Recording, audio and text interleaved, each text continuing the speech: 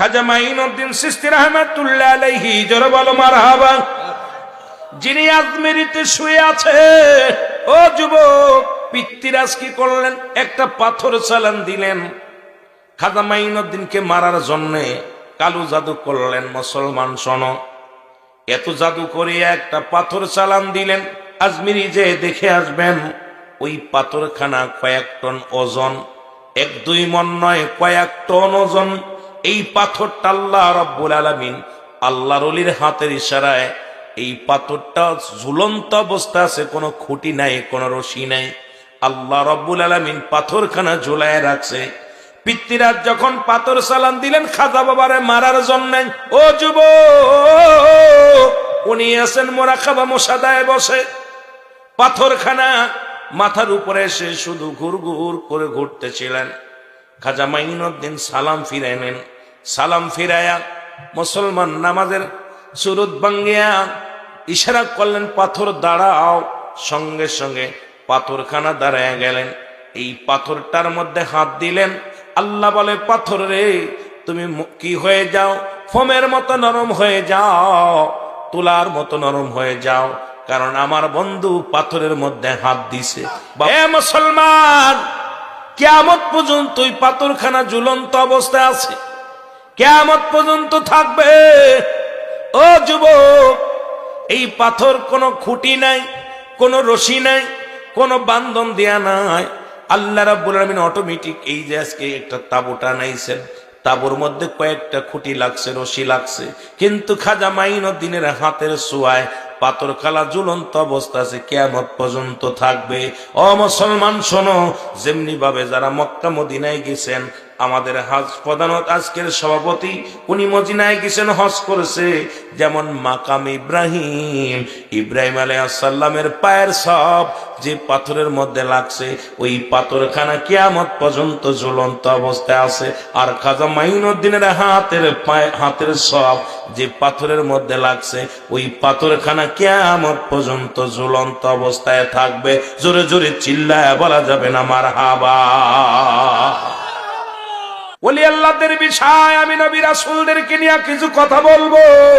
ও দুনিয়ার মানুষ শুনে নাও, আল্লাহ রাব্বুল আলামিনের হাবিব রাহমাতুল লিল আলামিন মক্কা থেকে যখন মদিনার দিকে হিজরত করেন, আল্লাহু আকবার, হিজরত করে যখন চলে গেলেন, সঙ্গে সিদ্দিক আকবর, আবু বকর রাদিয়াল্লাহু তাআলা আনহু সঙ্গে করে নিয়ে গেলেন।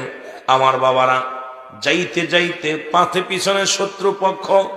আরে আবু বকর 6 মাস আগে রাসূল বলেছিল, আবু বকর রে, যে কোনো দিন হয়তো হিজরত করা লাগে, মক্কা থেকে মদিনায় যাওয়া লাগে। 6 মাস পরে রাসূল একদিন ঘরের দরজায় এসে ডাক দিছে, আবু বকর। আবু বকর বলে, ইয়া রাসূলুল্লাহ, ইয়া হাবিবাল্লাহ। আপনার আবু বকর প্রস্তুতি জোরে জোরে বলা যাবে না মারহাবা।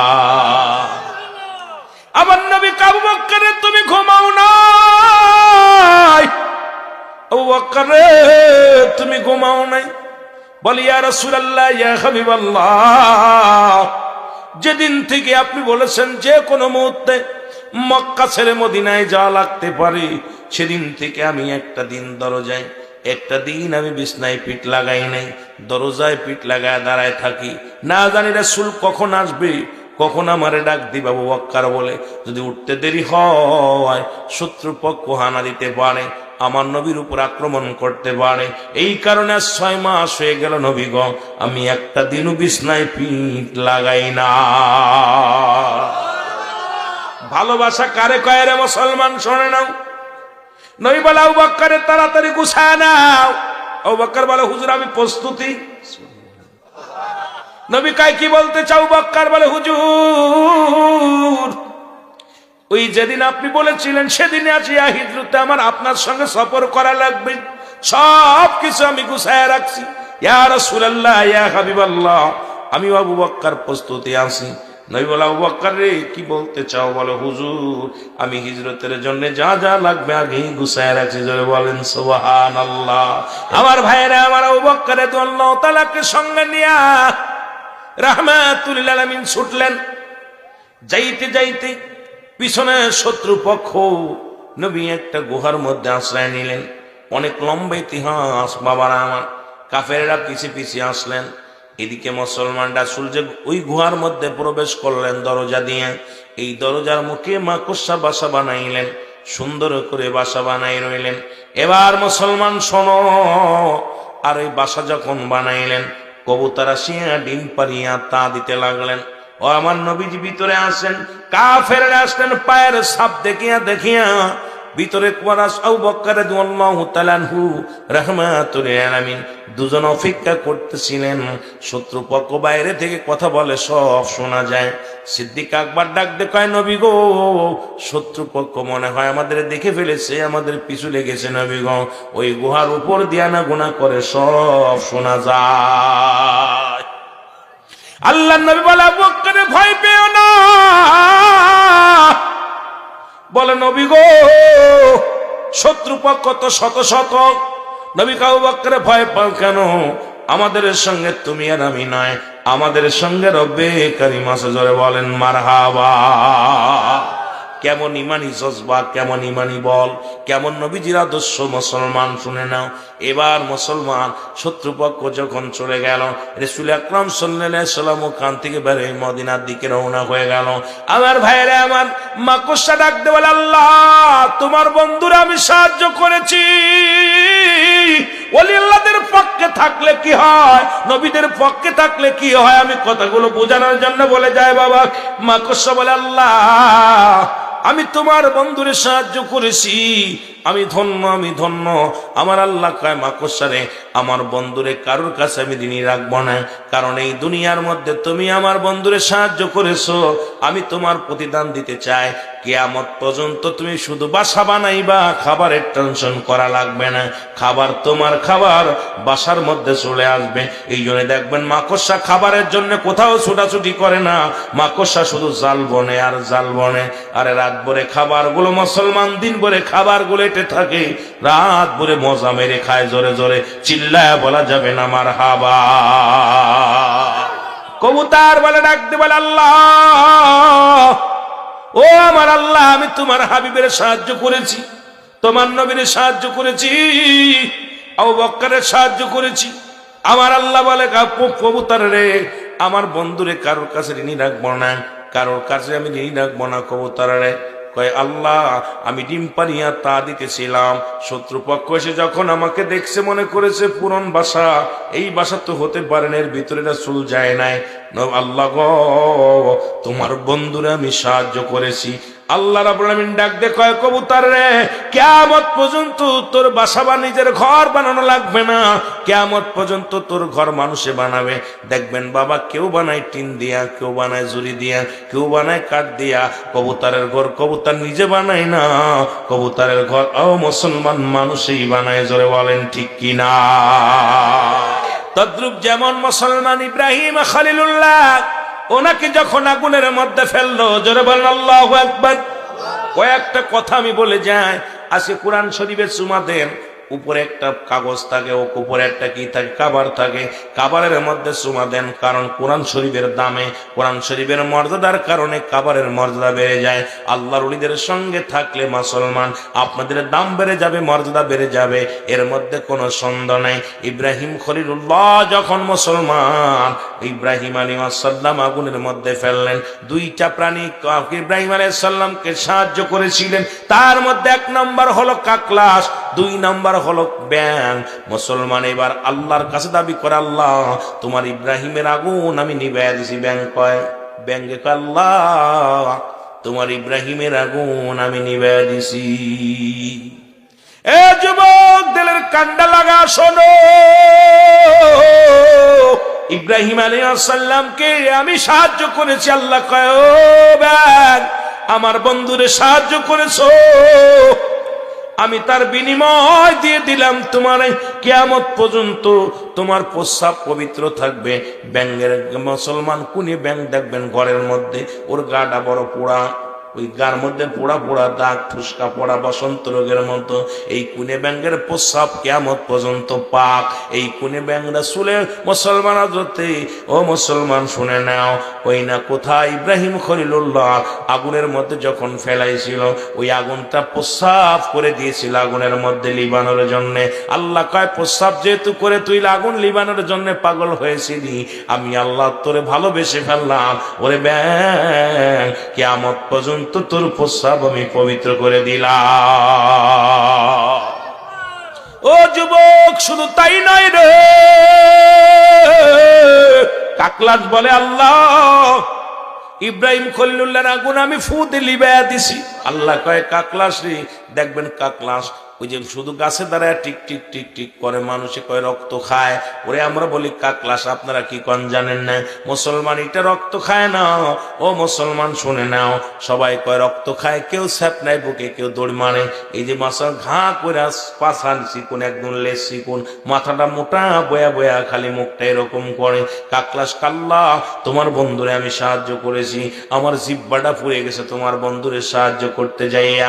আল্লাহ কয়, কাকলাস রে, কিয়ামত পর্যন্ত তোর খাবার টেনশন করা লাগবে না, কারণ জিহ্বা যেহেতু পুড়ে গেছে, কিয়ামত পর্যন্ত শুধু তুই নিঃশ্বাসের সঙ্গে খাবার খাবি। এই জন্য কাকলাস যখন নিঃশ্বাস নেয় পেটটা ভরে যায়, মানুষের রক্ত আকর্ষণ করে। মুসলমান শুনে নাও, ও আমার যুবক ভাইয়েরা শুনে নাও, কাকলাসের জিহ্বা নাই, জিহ্বাবিহীন কাকলাস, এ শুধু হাঁ করে মুসলমান। কারণ আমার নবী, আল্লাহর নবীদের সাহায্য করার জন্য, এদের সঙ্গে থাকার কারণে আল্লাহ রাব্বুল আলামিন তাদের কত দাম, কত সম্মান, কত ভালোবাসা দিয়েছে। জোরে জোরে চিল্লায় বলা যাবে না আল্লাহু আকবার। খাজা মাইনুদ্দিন চিশতির উনার ঘোড়ার কথা, এই কথা বলতে যায় একটু পিছনে চলে গেছিলাম। খাজা মাইনুদ্দিন বলে, আল্লাহ, খাজা মাইনুদ্দিনের ঘোড়া বলে, আমার হুজুর যেহেতু পাথরের মধ্যে হাত দিল, হাতটা মোমের মতো গলে গেল, এখন আমি একটু আমার হাতটা দিতে চাই। ঘোড়া তার নিজের হাত মুবারক ঠেকাইলেন। ওই মাইনুদ্দিনের যে ঘোড়া, যে মুসলমান শোনো, ওই যে পাথরখানার মধ্যে হাতের ছাপ আছে, ওই পাথরের মধ্যে কিয়ামত পর্যন্ত মাইনুদ্দিনের ঘোড়ার পায়ের ছাপ থাকবে। জোরে জোরে চিল্লায় বলো সুবহানাল্লাহ। আর একটু জোরে জোরে চিল্লায় বলা যাবে না আল্লাহু আকবার। এই মুসলমান বড়ইছড়া গ্রামের মধ্যে আমার খাজা বাবার এক মুরিদ ছিল হিন্দু গো। বড়ইছড়া গ্রামের মধ্যে এক হিন্দু মানুষ, ওনার আল্লাহ 3টা মেয়ে দিছে, রাধা, কৃষ্ণা, পুতুল। ওই হিন্দু ভাইয়ের নাম, মুসলমান শুনে নাও, শুনে নাও, সাধন বাবু নাম কি। উনি মুসলমান, ওই গ্রামের যিনি মাতবার, তার নাম হলো আইনুদ্দিন। এই আইনুদ্দিন ছিল মাতবার। আর এলাকার মধ্যে ইমাম সাহেব হুজুর, ওনার নাম ছিল মুসলমান, শুনে নাও, ওনার নাম কেউ বলতো রকনউদ্দিন, কেউ বলতো মুসলমান খলিলুর রহমান, কেউ বলে রকনউদ্দিন, রকনুজ্জামান, মাওলানা রকনুজ্জামান, কেউ বলে খলিলুর রহমান। এই বড়ইছড়া গ্রামের মধ্যে মুসলমান শোনো গো, এই বড়ইছড়া গ্রামের মধ্যে আইনুদ্দিন কিছু টাকা ধার নিলেন মুসলমান কার কাছ থেকে, কার কাই, সাধন বাবু। ওনার মেয়ের বিয়ে, ছোট্ট মেয়ের নাম হলো পুতুল, দেখতে শুনতে যেমন, বড় মেয়ের নাম রাধা, মেজ মেয়ের নাম কৃষ্ণা, ছোট মেয়ের নাম পুতুল। দেখতেও যেমন পুতুলের মতো, অনেক সুন্দর চেহারা। জাকের ভাইয়েরা খেয়াল করবেন, কথাটা আজকে অনেক কথা বলার দরকার। ছোট্টবেলা থেকে দরবারে অনেক ইতিহাস জানি, তবু সব জায়গা বলি না। যেখানে দেখি আমার বাবার আশেক আছে, যেখানে আশেকে রাসূল আছে, আশেকে আউলিয়া আছে, সেখানে কিছু কথা বলি মুসলমান। নয়তো শুধু শরীয়তের ওয়াজ সারা জীবন করে গেলাম, জীবন ভরে শুধু শরীয়তের কথা বলে গেলাম। আল্লাহ, ওলি আল্লাহদের পক্ষে থাকলে কি হয়, এটা একটু দিলের কান্ডা লাগা শুনে নাও। জোরে বলো আল্লাহু আকবার। এ ভাইরা, ছোট মেয়েকে বিপ্লব কুমার নাম, বিপ্লব নামে একজন পুলিশ, উনি মুসলমান। উনি কি বললেন, রাধা কৃষ্ণার পাগল হয়ে গেল, এমন পাগল হয়ে গেল, উনি ধর্মান্তর হয়ে গেল। হইয়া তবুও পুতুলরে বিয়ে করবে, বিয়ের প্রস্তাব দিলেন ডাইরেক্ট। এই মেয়ে, উনি স্কুল থেকে আসতেছিল, তখন ক্লাস 7-এ পড়ে মেয়েটা। এত রূপ, এত সুন্দর দেখে দারোগা বাবু পাগল হয়ে গেছে। দারোগা ডাইরেক্ট যায় অফার দিছে সাধন বাবুরে, আপনার মেয়েটা আমি বিয়ে করতে চাই, মেয়েটাকে বিয়ে করতে চাই। বলে, 2টা মেয়ে বিয়ে দিছি, এখন অভাবের মধ্যে আছি, মেয়েটারে আমি দিব না, এখন দিব না, 1টা বছর গেলে আমি মেয়েটারে বিবাহ দিব। কয় না, মেয়েটা আমার দিতে হবে। আমাদের রেওয়াজ হলে এইভাবে বিয়ে দেওয়া যাবে না, মহল্লার মানুষদের দাওয়াত করা লাগে, মেয়েকে অনেক কিছু দেওয়া লাগে। এই মুসলমানের মতো এরকম বিয়ে হয় না, আমাদের বিয়েতে কিছু খরচ আছে, এটা করা লাগে। আর আমি সাধারণ একটা মানুষ, আমি কেমনে এত টাকা খরচ করব? মেয়েটা আমি এখন দিব না, 1 বছর পরে বিয়ে দিব। দারোগা বাবু অনেক করে ধরলেন, এবার বিয়ে প্রস্তাবে রাজি হয়ে গেলেন। রাজি হলেন, উনি কি করলেন, চলে গেলেন দারোগা মুসলমান কার কাছে? ইমাম সাহেব হুজুরের কাছে। ইমাম সাহেব হুজুর বললেন, ইমাম সাহেবের কাছে, ইমাম সাহেব হুজুর আপনি মুসলমানদের ইমাম, আপনার কাছে গেলে একটা ভালো পরামর্শ পাবো, আপনি আমাকে একটা ভালো পরামর্শ দেন। আমার কিছু টাকা লাগবে, আপনি যদি আমার দিতে পারতেন কিছু টাকা, মেয়ের দায়, কন্যার দায়, কন্যাটা বিয়ে দেওয়ার পর আমি আস্তে আস্তে করে দিয়ে দিতাম। জোরে জোরে চিল্লায় বলা যাবেন আল্লাহু আকবার। এবার সাধন বাবু কি করলেন, এই পরামর্শের জন্য যখন গেলেন, ইমাম সাহেব হুজুর বলেন আমার কাছে তো কোনো টাকা নাই, মাতবারের কাছে চলো। মাতবারের কাছে যখন গেলেন, মাতবার বলে টাকা আমি দিতে পারি, শর্ত একটা আছে, যেহেতু তুমি হিন্দু মানুষ, পরে যদি অস্বীকার করো 1 বছরের জন্যই দিব, তবে বাড়ির দলিলটা আমার কাছে দেওয়া লাগবে। বাড়ির দলিল যদি তুমি দিতে পারো তাহলে আমি তোমাকে টাকা হাত দিব, 10,000 টাকা দিব। তৎকালীন জামানায় 10,000 টাকা নিলেন, 1 বিঘে জমি বন্দুক নিয়ে নিলেন, বাড়ির ফলমূল আলা গাছটা দিয়ে দিলেন। এ মুসলমান দেয়া ফল। এবার বিয়ে হয়ে গেল, মেয়ের দুমদারের সাথে বিয়ে হয়ে গেল, জোরে বলেন আল্লাহু আকবার। বছর চলে গেল, চলে গেলে আসলেন মাতবার সাহেব, এসে বলো সাধন বাবু বছর চলে গেছে, হয় টাকা দাও না হয় জমি লিখে দাও। আর দেরি হবে না, কারণ আর দেরি করা যাবে না, 1 বছর পূর্ণ হয়ে গেল। হয় টাকা ফেরত দাও না বাড়িটা লিখে দাও। সাধন বাবু কাঁদতে লাগলো, একমাত্র সম্বল আমার বাড়ি, যদি বড় জামাই জানতে পারে, মেজো জামাই যদি জানতে পারে, ছোট জামাই যদি জানতে পারে আমি বাড়ি বন্দুক রেখে মেয়ে বিয়ে দিছি, তাহলে মেয়েটাকে ছেড়ে দিবে, আমি বড় কষ্টের মধ্যে থাকবো, তাদেরকে 2 কথা শোনাবে। এইটা চিন্তা করে সাধন বাবু রাত্রে ঘুমায় না। বিবি ডাক দে, কয় স্বামী রে তুমি ঘুমাও না কেন? কয় ঘুমাবো কেমনে, প্রেশার বেড়ে গেছে আমার, কারণ আমি বড় বিপদের মধ্যে আছি। মাতবার সাহেব টাকা চাইছে, যদি টাকা না দিতে পারি, 1 সপ্তাহ দিছে টাইম, এই 1 সপ্তাহের মধ্যে যদি টাকা না দিতে পারি তাহলে আমার বাড়িটা তারে লিখে দেওয়া লাগবে। জোরে জোরে চিল্লায় বলা যাবে না আল্লাহু আকবার। এই বড় ইশারা থেকে আমার সাধন বাবু যখন কান্ত ছিল, বিবি ডাক দে, কয় স্বামী এই এলাকা থেকে কত মানুষ দেখি আট্টসি যায় গো,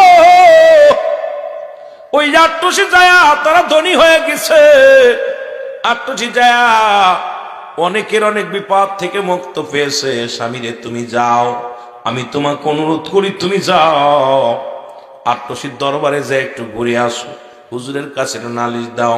সাধন বাবু কয় বিবি রে ও তো মুসলমানদের পীর, আমাদের পীর না, আমারে কি করব, গেলেই তো মুসলমানদের পক্ষে রায় চলে যাবে, আমার যে লাভ হবে কি?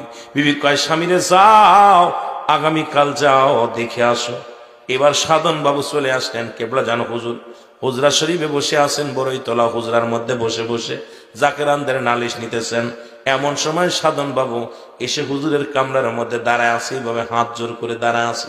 হুজুর বললেন, বাবা ও দাদা কি খবর? হুজুর ডাক দিলেন, দাদা কি খবর? বলতেছে হুজুর আমি বড় বিপদে পড়ে আছি, আপনার কাছে আসছি। বলে কিসের জন্য আসছেন? বিপদে পড়ছেন, কি হয়েছে? যদি মামলায় পড়েন ভালো উকিল ধরেন, যদি আপনার অসুখ হয় ডাক্তার দেখান। কেবলা হুজুর আগে আগেই বলতেছে, বাবা যদি মামলায় পড়েন এই বিপদ হয় তাহলে আপনি ভালো উকিল ধরেন, আর যদি আপনি ভালো রোগ কঠিন রোগ হয় ভালো একটা ডাক্তার দেখান। আর যদি কয় হুজুর আমি এর জন্য আসি না, বড় বিপদে আসি। কয় কি বিপদ? কয় হুজুর আমি আমার মেয়ের বিবাহের সময় 10,000 টাকা ওই না আমার মাতবারের কাছ থেকে নিয়েছিলাম, এইনুদ্দিন মাতবারের কাছ থেকে, ওই 10,000 টাকা, টাকার বিনিময় হুজুর 1 বছর পার হয়ে গেছে, এখন 1 সপ্তাহ দিছে, 1 সপ্তাহের ভিতরে যদি টাকা না দিতে পারি বাড়িটা লিখে দেওয়া লাগবে। এই টেনশনে আমার ঘুম নাই, এই টেনশনে আমি প্রেশানিত হয়ে গেছি। বলেন বাবা যা হয়েছে হয়েছে, থাকেন, আগামীকাল সকালে আপনি যাবেন, সকালে আপনার বিদায়, তার আগে কোনো বিদায় নাই। হিন্দু চিন্তা করে হারে আসলাম এক বিপদ নিয়ে, আবার রাত বাদায় দিল, থাকতে হবে রাতটা। রাত যখন 3টা বেজে গেছে রে মুসলমান, কেবলাদান হুজুর তখন নিজেই ফায়াজ বাতাতেন মাইকটা ধরে, ওঠো ওঠো জাগের গণ, খুলে দেখো দুনায়ন। দিয়ে ডাকা দাও বলে মুনাফিক, এই মুনাফিকেরা, নই বল ইয়া আইয়ুহাল্লাযীনা আমানু, হে ঈমানদার। আর ইয়া দিয়ে ডাকছে আমার নবীজির আহলে বায়াত যখন ওই কারবালার প্রান্ত থেকে যখন শাহাদাতের পেয়ালা পান করেছিলেন, তখন হুসাইন আলাইহিস সালাম ইয়া মুহাম্মাদান হরফে নিরে দিয়ে ডাকছে, হে আমার নবী। ইয়া দিয়ে ডাকা জায়েজ নেই। আমি আশ্চর্য হয়ে যাই, কথা বলতে গেলে বেড়ে যায়, জন্য বলতে পারবো না। আমার বাবারা আমার, রাত যখন 3টা বাজে, কেবলা যেন হুজুর মাইকটা নিয়ে আল্লাহু ইয়া রাহিম বলে টান দিছে। হিন্দু সাধন বাবু পাগলের মতো ছুটে চলে আইছে গো ওই 8তলা মসজিদ। ওই মসজিদের মধ্যে সাধন বাবু এক কোণে দাঁড়ায়া দাঁড়ায়া পাগলের মতো হুজুর যতক্ষণ পর্যন্ত ফায়াজ বাতাইছে, আর সাধন বাবু পিছনে পিছনে হুজুরের লগে শুধু বলে আল্লাহ ইয়া রহমান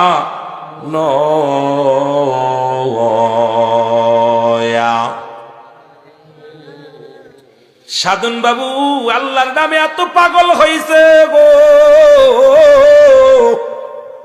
এমন দিওয়ানা হয়ে গেছে, খালি আল্লাহ ইয়া রহমান ইয়া রহিম উনার ভিতরে শুধু জপতেছে। বাড়ি চলে গেলেন, সকালবেলা খানা খেয়ে বাড়ি চলে গেলেন। বাড়ি যাওয়ার পর পরের দিন সকালবেলা মুসলমান শোনো, মাতবার সাহেব কিছু গাছ নিয়ে চলে আসে বাড়িতে। আয়া কয়েন সাধন বাবু গো, যেহেতু জমি লেখেই দিলেন আগামী দিন সময়, এখনই যে গাছ রেখে গেলাম, আগামীকাল আমি জমিতে গাছ লাগাবো, কলা গাছ লাগাবো, আম গাছ লাগাবো, জাম গাছ লাগাবো। যেহেতু আমি অনাবাদি ফেলায় রাখবো না, এটার মধ্যে আমি চাষবাস করে খাবো, আর তাড়াতাড়ি লিখে দাও, লেখার চিন্তা করো।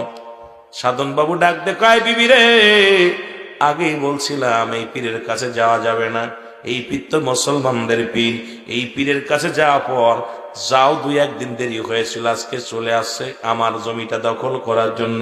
বিবি কয় স্বামীরে ঘাবড়ায়ও না, তুমি যাও যাও, যাইয়া আবার পীরের কাছে নালিশটা দিয়ে শুকায় না, আমি আর যাবো না। বিবি কয় আমার কাছে আছে কিছু টাকা গুছানো আছে, মাটি ব্যাংক বাংলেন, বাঙ্গিয়া একটা মাটির একটা মুসলমানি ছিল, ওই ছোট্ট একটা খড়ি ছিল বা ব্যাংক ছিল, এটা ভাঙ্গিয়া 18-19 টাকা যা হয়েছে এটা স্বামীর হাতে দিয়া পায়, স্বামীরে যাও যাও, কোথায় যাও, আটপ্রশির জমিনে যাও। উনি আসলেন, আটপ্রশির জমিনে চলে আসলেন। কেবলা যান হুজুর পরের দিন মুসলমান শোনে নাও, ওই দিন ছিল মঙ্গলবার। এই মঙ্গলবারের দিনে অনেক জাকের বের আসছে, সাধন বাবু আর ভিড়ের ভিতর ঢুকতে পারে না। মুসলমানদের কাফেলা করে গেছে, অনেক কাফেলা, মুসলমান উত্তরবঙ্গের কাফেলা, ওই রংপুর বিভাগের কাফেলা। আসদিন হুজুর নালিশ নিতে নিতে এক পাকে মুসলমান। হুজুর পাক বললেন শারিন্দা সাহেবকে, ফরাদ ভাইয়ের আব্বাকে ডাক দে, বলে বাবা শারিন শাহ, ওই যে দেখা যায় গত 3 দিন আগে যে বেটা এসেছিল, হিন্দু বাবু এসেছিল, সে না। শারিন্দা সাহেব কয় হুজুর, হ্যাঁ সেই লোকটা তো, আমি দেখছি ওরে প্রায় ঘন্টা অনেক দাঁড়ায় আছে, ওখানে আসে না কেন, কিসের জন্য দাঁড়ায় আছে? ওরে তো বিদায় করে দিছিলাম আমি 2 দিন আগে, এখনো কেন দরবার আছে? হুজুর ডাক দিলেন, বলেন শারিন্দা সাহেব ওই লোকটারে ডাক দেন, হিন্দু বাবুরে ডাক দেন। ডাক দেন নেওয়া হলো। এবার ডাকতে যখন নিয়ে আসা হলো, এবার আমার হুজুর বললেন, বাবা আপনাকে না বিদায় করে দিলাম, বলছি পরের দিন আপনি সকালবেলা তাবারকে বিদায় হয়ে যাবেন, কেন আপনি আছেন? কয় হুজুর আমি নাই, আমি চলে গেছিলাম। শুধু কান্দে, চোখের পানি ফেলায় ফেলায় কান্দের, বলে খাজা ফরিদপুরি রে, আমি বড় বিপদে পড়ে আসি। হুজুর বললেন, বাবা কি হয়েছে বলো। হুজুর বললেন, বাবা কি হয়েছে বলো, আপনার নালিশ নিব, বলেন এখন। বললেন, বাবা আপনার কাছে নালিশ দিয়ে আমি বাড়ি গেলাম, পরের দিন সকাল বেলায় ওই না যার কাছ থেকে টাকা নিছিলাম সে গাছ আনিয়া আমার বাড়ির উঠানে রাখছে, বলে গাছ গাছালি গাড়বে, গাছগুলো আবাদ করবে, জমি আবাদ করবে, জমি দৌড় করে দখল করে নি বাবা। এখন আমি কি করব, এটা আমার সম্বল। হুজুর একটা মিসকি হেসে দিয়ে বললেন, যান বাবা, এত প্রেশানিত হন কেন, টেনশন করেন কেন? আপন পীর তো আপনাকে যাইতে বলেছে, আপনি যান, আল্লাহ আপনাকে দয়া করবে। জোরে জোরে বলেন মারহাবা। সাধন বাবু চোখের পানি ছেড়ে কান্দেন, বলে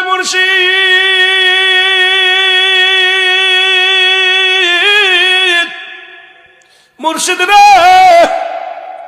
বড় আশা করে এসেছিলাম তোমার দরবারে,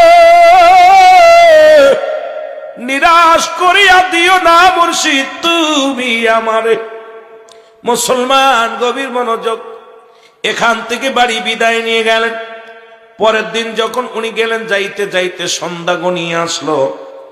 সন্ধ্যা হয়ে গেল, রাত্রিবেলা যে শুয়ে আছে। সকালবেলা ইমাম সাহেব হুজুর নামাজ পড়িয়া মাতবার দুজনই বাড়ির মধ্যে হাজির হয়ে গেছে। ডাক দে বলে, সাধন দাদা বাড়ি আসনি? সাধনের বিবি গলা থরথর করে কাঁপে, কাফন গলা দিয়ে কয়, দাদা কি চায়? কয়, তোমার স্বামী কই?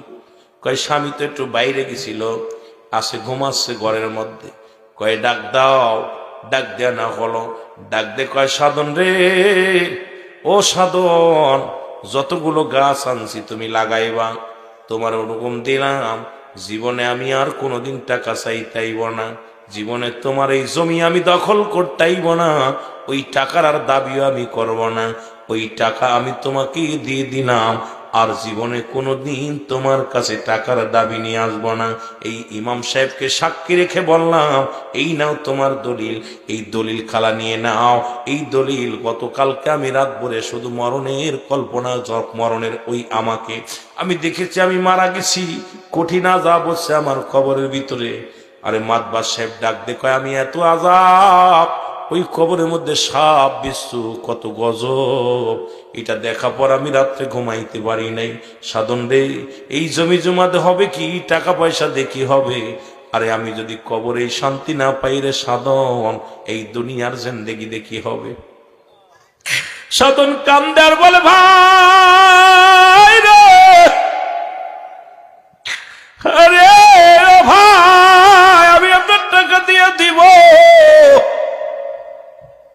ওরে মুসলমান আইনুদ্দিন মাতবার ডাক দিয়ে কয়, সাধন রে, জীবনে ওই টাকা আমি চাই না, এই নাও তোমার দলিল, আরে এই নাও তোমার দলিল, এই নাও তোমার দলিল। গত রাত্রে আমি স্বপ্নের মধ্যে মারা গেছি রে, কত ভয়ঙ্কর, কত আযাব আমি দেখেছি রে, কত কঠিন বিপদ আমি দেখেছি। আমি আর জীবনে কোনোদিন কারোর কাছে জবরদস্ত করব না, জীবনে আজ থেকে আর কাউকে ফাঁকি দিব না, জীবনে অন্যায় করব না। আমি তওবা করলাম, আমার আল্লাহ যেন আমারে মাফ করে দেয় রে সাধন। তোরে হাত ধরে বলি, তোরে কষ্ট দিছি, কত কথা শোনাইছি, তুই আমারে মাফ করে দিস রে সাধন। আর জীবনে কোনোদিন আমি এই জমি বা টাকার দাবি নিয়ে তোর সীমানায় আসব না। ওই দিনের পর থেকে যা যা মুসলমান সাধন বাবু একদিন রহমত কাজা দেন নাই। রাত যখন 3টা বেজে যেত, সাধন বাবু এর করতে করতে 9 বছর পরে সাধন বাবু মারা গেলেন। মারা যাওয়ার আগে বিবিরে বলেছিল, বিবিরে, আমি যেদিন মারা যাব, মারা যাওয়ার পর এই আমার বাবার হাতের এই যে একটা আম গাছ, এই আম গাছটা কাটিয়া খড়ি বানায় আমারে পোড়াইবি। এ মুসলমান সাধন বাবু বলে গেছিল বিবিরে। এরপরে উনি মারা গেলেন।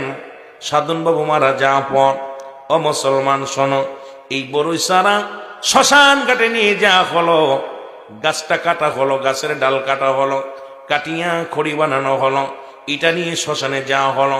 সাধন বাবুর এবার পুরানো হবে। সব লোকজন, আমার অনেক জাকের ভাইয়েরা, আশেক জাকের ভাইয়েরা, হিন্দু ভক্তরাও গেছে। মুসলমান সাধন বাবু মারা গেছে, এইবার ওনার ওখানে গেছে। যা পর খড়ির মধ্যে আগুন ধরাইতে পারে না রে, পেট্রোল দিল, ডিজে, মুসলমান কেরোসিন দিয়া অনেক চেষ্টা করলো খড়ির মধ্যে আগুন ধরানো, আগুন ধরলেন না।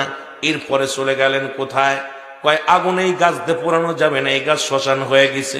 সাধনের বিবি বলে এই গাছটা পুরানো, অনেক দিনের পুরানো গাছ, এই গাছ হয়তো শ্মশান হয়ে গেছে, যাও সীতার মধ্যে নিয়ে যাও। এবার কারেন্টে পুরানোর জন্য নতুন তখন এলাকা থেকে প্রায় আধা কিলো দূরে আর একটা শ্মশান, এই শ্মশানে কারেন্টে আগুনে পোড়ায়। এবার সেখানে নিয়ে যাওয়া হলো, কারেন্টের সুইচে যখন টাচ মারছে দিয়া সঙ্গে সঙ্গে কারেন্ট সুইচটা কেটে গেছে, নষ্ট হয়ে গেছে। এবার 7 বছর ঠাকুর মশাই ডাক দেখো, সাধনের বিবিরে আপনার কাছে জানতে চাই আপনার স্বামী এমন কি আমল করত যে আমলের কারণে তার গায়ে এখন আগুন ধরে না, একটু আমাকে বলতে পারবেন? নি তাড়াতাড়ি বলেন। তখন ঠাকুর মশাইয়ের কাছে সাধনের বিবি বলেন, আমার স্বামী আমি কোনোদিন দেখি নাই কোনো কিছু করতে, তবে একটা কাজ যেদিন আত্ম শিখিয়েছিল তারপর থেকে জীবনে একদিনও দেখি নাই।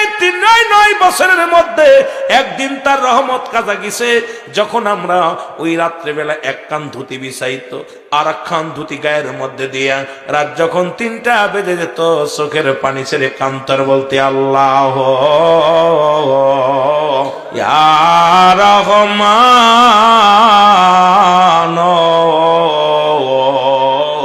ঠাকুর মশাই ডাক দে কয় বাবি সর্বনাশ রে, দুনিয়ার কোন আগুন দিয়া সাধনের গায়ের একটা পশম পুরানো সম্ভব নয়।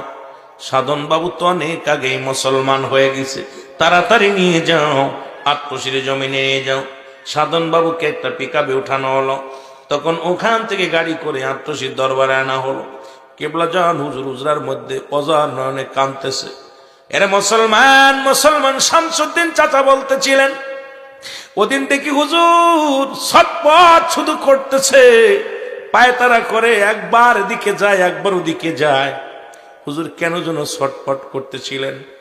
শামসুদ্দিন চাচা, শামসুদ্দিন যিনি করিশালার চাচা, উনি আমাকে বললেন, রুহুল আমিন রে, ওনাকে দেখলাম, তোমার হুজুর কেবলা জানো হুজুরকে দেখলাম আমি, একবার বাইরে আসে আবার ভিতরে যায়, একবার হেঁটে হেঁটে সামনে ওদিকে যায় এদিকে যায়, এরকম পাগলের মতো শুধু পাগলামি করে হুজুর। হাঁটতে হাঁটতে একবার বাইরে আসে, আবার জানলা ধরে আবার চোখ দিয়ে চোখের পানিগুলো ছেড়ে দেয়। খবর আসলো, শামসুদ্দিন চাচা যান বললেন, খবর আসছে দেখি একটা হঠাৎ করে গাড়ির মধ্যে লাশ নিয়ে আইছে। খবর শুনে আমরাও গেলাম, যাওয়ার পর মুসলমান, যাওয়ার পর হুজুরের কাছে গেল। হুজুর চোখের পানি ছেড়ে আউ মাউ করে কেঁদে দিয়ে বলে, বাবা তোমরা করছো কি গো, তোমরা আবার সাধনকে কেন এত কষ্ট দিচ্ছ? আমার সাধন তো অনেক আগে ইমানদার মুসলমান হয়ে গেছে গো। আমার সাধন গোপনে নামাজ পড়তো, গোপনে গোপনে ইবাদত করতো। সাধন দরবারে আসা পর একদিনও কোনোদিন মূর্তি পূজা করে নাই। আমার সাধন যতদিন এই দরবারে আইসির পরে কোনোদিন আর দ্বিতীয় খোদার প্রতি ইমান ছিল না, একমাত্র ইমান ছিল আল্লাহর প্রতি। আর প্রতি রাত্র জেগে জেগে আবার সাধন রহমত পালন করত, অজার নয়নে কান্ত, তোমরা কি ভুল করেছো, যাও তাড়াতাড়ি যাও। আমার সাধন রে কি করো মুসলমান শোনো, আমার সাধন রে তোমরা এক কাজ করো গো, তাড়াতাড়ি গোসল করাও, গোসল করাইয়া তোমরা জানাজা পড়াও, জানাজা পড়াইয়া সুন্দরভাবে গোরস্থানে কবর দিয়া দাও, কারণ আমার সাধন তো আগেই মুসলমান। জোরে বলেন মারহাবা। ওলি আল্লাহদের বিরুদ্ধে কেউ আচরণ করলে আল্লাহ তার বিরুদ্ধে জিহাদ ঘোষণা করে। সুতরাং আটশি হুজুর বেশি আসে না এই দেশে, তাকে চিনতে হলে ওই দরজার অলি হওয়া লাগবে। তোমার মতো মৌলবী চিনতে পারবে না, আমার মতো মৌলবী চিনতে পারবে না। উনাকে চিনতে হলে ওই দপ্তরে তোমার পৌঁছাতে হবে, সাধনা করতে হবে। জোরে বলেন ঠিক কিনা? এত সহজ না। 2 পাতা পড়ে বড় আলেম হয়েছো, কারি হয়েছো, মুফতি হয়েছে, মুহাদ্দিস হয়েছো, আর আটশির বিরুদ্ধে এসে সমালোচনা করো, হিসাব করে মিলাইবা আটশি হুজুর কি জিনিস। রব্বুল আলামিন আপনাকে আমাকে রিয়াজুল জান্নাহ বেহেশতের বাগানে আসার মতো বসার মতো সুযোগ দান করল। এই সময় কত মানুষ জেলখানায়, কত মানুষ হাসপাতালে, কত মানুষ মৃত্যু শয্যায় সজ্জিত। রব্বুল আলামিন আপনাকে আমাকে সুন্দর পরিবেশে রিয়াজুল জান্নাহ বেহেশতের বাগানে বসার মতো সুযোগ দান করলো। এই জন্য উচ্চ কণ্ঠে আওয়াজ দিয়ে চিল্লায় বলেন আলহামদুলিল্লাহ। এ মুসলমান গভীর মনোযোগ, আমরা ওলি আল্লাহদের মাহফিল, ওলি আল্লাহদের কাছে যাই। ওলি আল্লাহদের কাছে যাটা অনেকে শিরিক মনে করে, বেদাত মনে করে।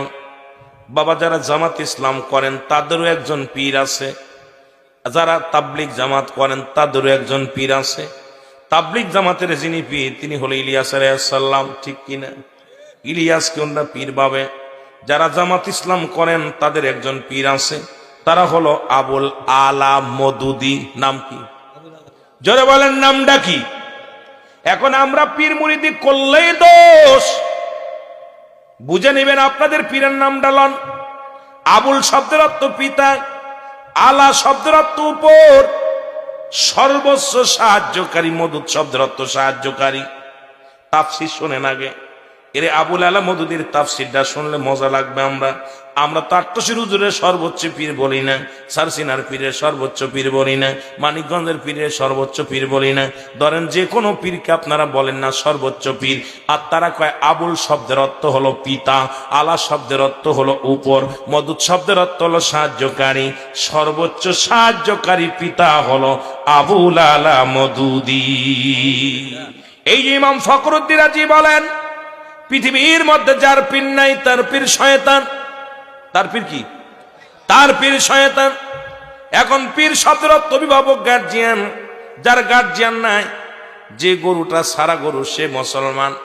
মানুষের ক্ষতি করে বেশি, আবদ্ধ হওয়া লাগবে পীরের কাছে। যা আপন মুসলমান, শোনো, পীরের খাসলাত গুলো ধরা লাগবে। সেই পীর কারা?